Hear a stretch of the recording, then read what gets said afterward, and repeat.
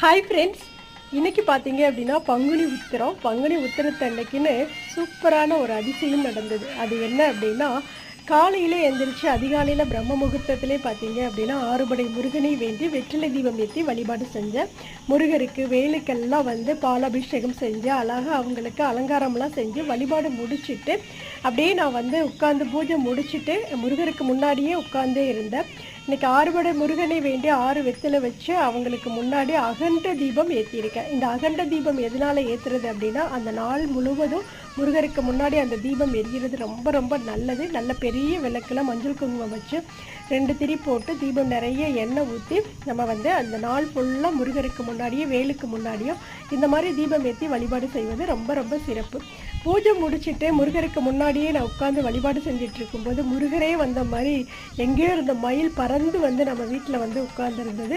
முருகரே